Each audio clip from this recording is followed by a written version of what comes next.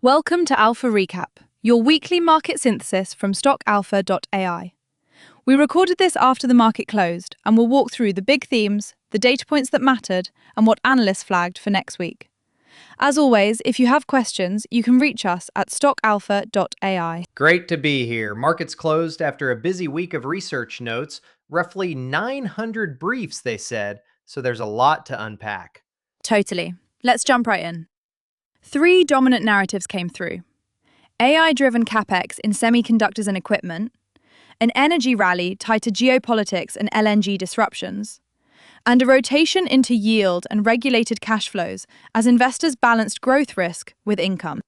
Those three really drove a lot of sector-level activity and analyst attention. So what really stands out here is the concentration. A handful of names were behind a lot of the momentum. Exactly.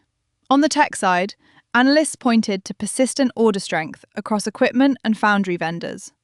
Lam Research and Applied Materials were singled out for durable demand tied to generative AI builds. Right, and NVIDIA was again cast as the market leader, pulling the ecosystem. Analysts described a premium valuation for NVIDIA alongside hyperscaler demand that lifted suppliers. And the details matter. Micron's guidance and fab moves were highlighted, and memory momentum, including CXL switch stories, popped up in several notes. Hold on, say that again? CXL momentum? That's the new memory interconnect, right? Yeah, CXL is basically a high-speed connection standard, allowing memory pooling across devices, so faster data movement between processors and memory. Analysts see it as a tailwind for memory vendors and suppliers of related chips. Got it. And networking and optics were in the mix too. Ciena showed revenue uplifts tied to AI bandwidth, though some notes warn the trailing price-to-earnings ratio was stretched, over 200 in some write-ups. So, the PE story was everywhere. High multiples were fine, so long as margin expansion followed revenue momentum, analysts kept saying. For a lot of these AI beneficiaries, expectations were rich. Which brings up the valuation caution in cloud and platform software. ServiceNow, Datadog, Snowflake, MongoDB, many were profiled as AI beneficiaries, but with the usual warning. ARR and retention looked strong, but price-to-earnings realities were demanding. And Confluent and Cloudflare popped up as good examples of companies balancing accelerating cloud demand against premium pricing. Short reaction. Big move. Not what anyone expected. Moving from chips to the physical space that houses this compute, data center real estate and co-location. Digital landlords like Equinix and Digital Realty were called out for benefiting from distributed AI hubs and hyperscale leasing. Those names traded at lofty multiples. Equinix traded at a PE around 71, and Digital Realty raised guidance into its 2026 outlook tied to AI leasing. But analysts flagged refinancing risk because of leverage. Right, and tower companies. American Tower, Crown Castle, SBA Communications continued to be framed as 5G and connectivity plays. But again, leverage and rate sensitivity were common offsets in the research. So it felt like a recurring theme. Exposure to powerful secular trends, but vulnerability to rates and refinancing cycles. Exactly. Now, energy. This was one of the big movers this week. Let's talk about the rally and geopolitics. Analysts repeatedly called out energy ETFs and producers on the crude rally. XLE and names like EOG were beneficiaries. XLE was noted as having rallied more than 30% year-to-date in the notes we reviewed. Refiners also got good press. Strong crack spreads for names like Valero and Marathon Petroleum. Integrated majors were balancing upstream optionality with downstream returns. And LNG disrupted the story too. Cheniere and midstream names saw attention because supply outages and Middle East risk tightened global flows.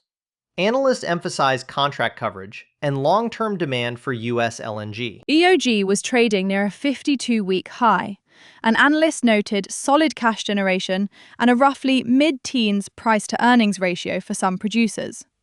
EOG was near 15 PE in the write-ups. Energy performed well tactically, but several notes also contrasted that with long-term decarbonization themes. A nice example of tactical, event-driven allocation versus strategic positioning. Yeah, that juxtaposition came up in contrarian pieces. Short-time oil and LNG upside versus longer-run ESG transition risk. Quick reaction. That matters. Right. And the other thing is, Let's pivot to financials and rates. Research clustered around net interest margin sensitivity, regulatory updates, and balance sheet dynamics. PNC and other regionals were in the spotlight, with discussions around capital buffers and buybacks. analysts pointed out that a steeper yield curve aided net interest margins, but also that bank bond book losses and proposed capital rules were real drags. XLF, the financial ETF, was described as neutral in the near term, with a beta close to 1. PNC specifically drew buy-side optimism tied to potential easing of the Fed buffer. Some notes listed a low teens PE for PNC. But analysts flagged regulatory scrutiny and private credit exposures as risks across regional banks. Which is why cash flow resilience and balance sheet strength kept showing up for utilities, REITs, and large cap financials as part of the yield conversation. On that note, utilities were a double-edged sword. They drew flows for defensive income, but analysts also flagged elevated regulatory and rate case risk for several names. Not a free lunch. Yeah, that tracks. Income doesn't immunize you from multiple compression when policy changes or rate moves shift the narrative. Switching gears to consumer. Retail and restaurants got a lot of attention. Costco, Home Depot, Walmart, Chipotle, and Domino's were all discussed.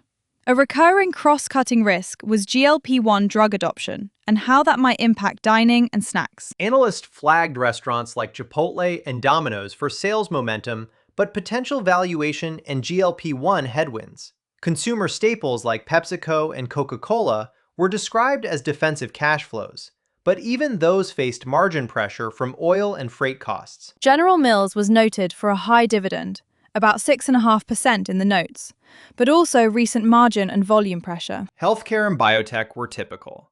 Big pipeline readouts and binary risk. Alnylam, Gilead, Biogen, Vertex, and Moderna were all tracked for late-stage readouts and launches, and valuation and clinical binary outcomes dominated the conversation. Vertex got attention for a phase 3 kidney result and its pipeline-driven upside, but analysts highlighted premium valuation. MedTech was another theme. Intuitive Surgical, Edwards Life Sciences, Boston Scientific, and Medtronic tied to procedure growth and robotics adoption, while temporary cyber or supply disruptions hit some peers. Let's talk crypto quickly. It was a two-speed market.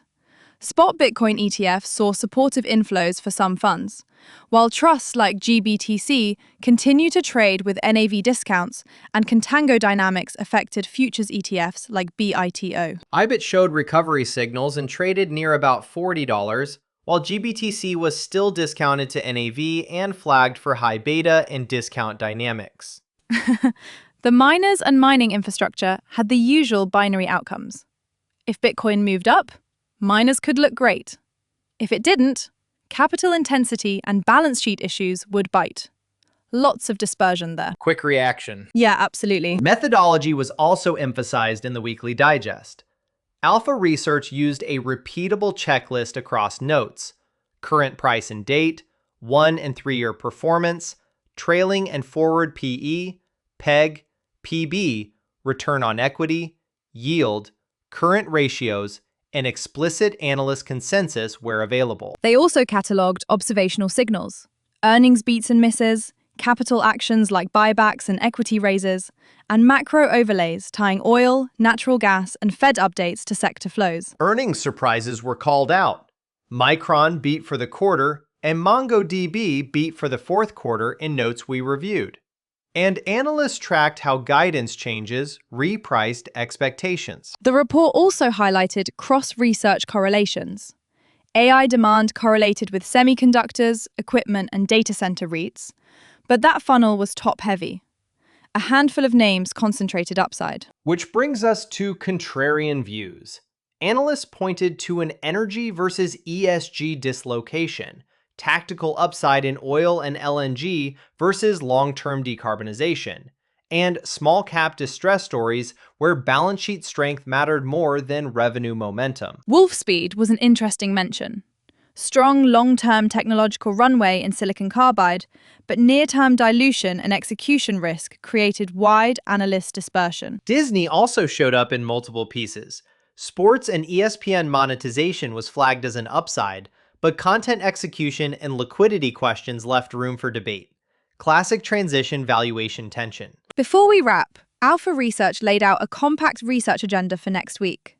Watch Fed commentary or rate expectations, monitor any Middle East or LNG developments, watch big earnings from names like Amazon, Microsoft, Alphabet, and Nvidia-related commentary, and follow data center leasing and refinancing news for Digital Realty and Equinix. They also flagged Cheniere's operational updates and midstream earnings as important for energy, plus crypto flow reports for GBTC, ETHE, and IBIT to see if institutional demand was re-emerging. Analysts will also dig into order and backlog checks for Applied Materials and Lam Research, streaming ad demand for media names, and bank credit scans for PNC and peers. So, what are the clear takeaways here? First, markets closed the week with a highly bifurcated profile.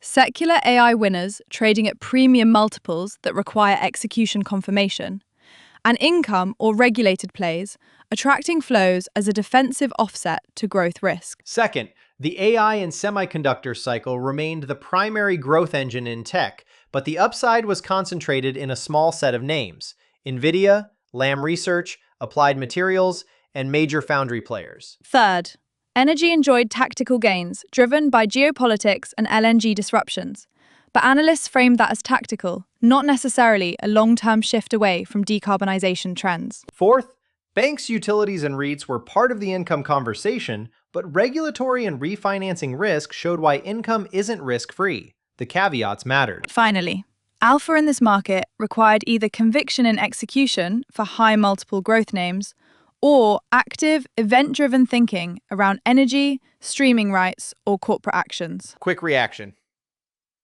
That's a wrap on The Synthesis. Thanks for listening. If you have questions about anything we covered today, head to stockalpha.ai where you can ask us directly and we'll answer live. For more market analysis and insights, visit stockalpha.ai.